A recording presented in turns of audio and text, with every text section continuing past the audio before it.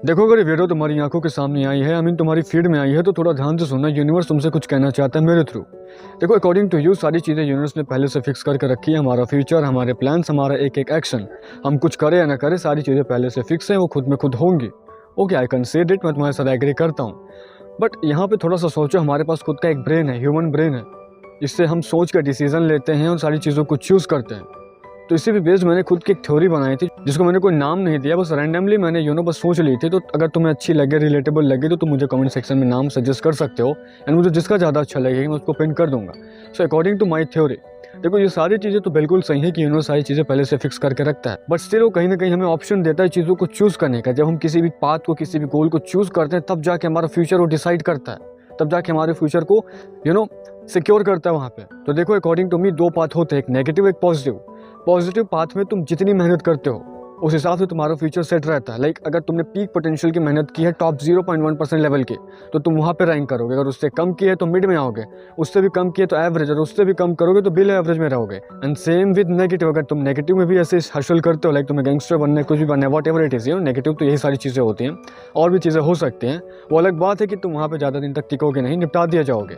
तो वहाँ भी अगर तुम मेहनत करोगे तो पीक में रहोगे, मिड में रहोगे, एवरेज, बिलो एवरेज में रहोगे।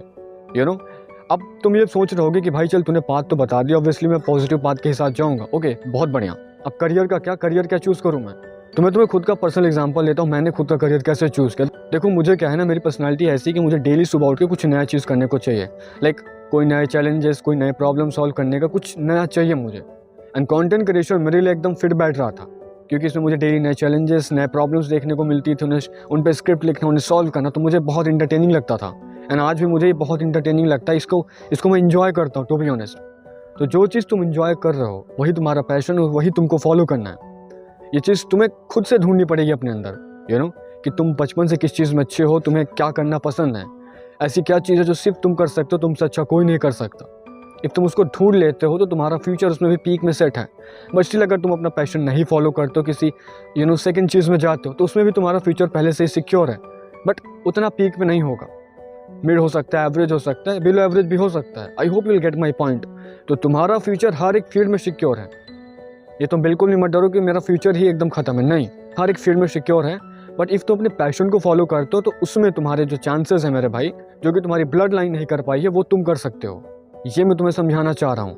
एंड ऐसे यूनिवर्स काम भी करता है, मुझे ऐसा लगता है।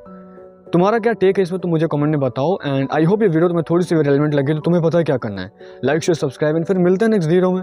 तब तक के लिए स्टे ट्यून, और हाँ, नाम देना मत भूलना थ्योरी का। बाय।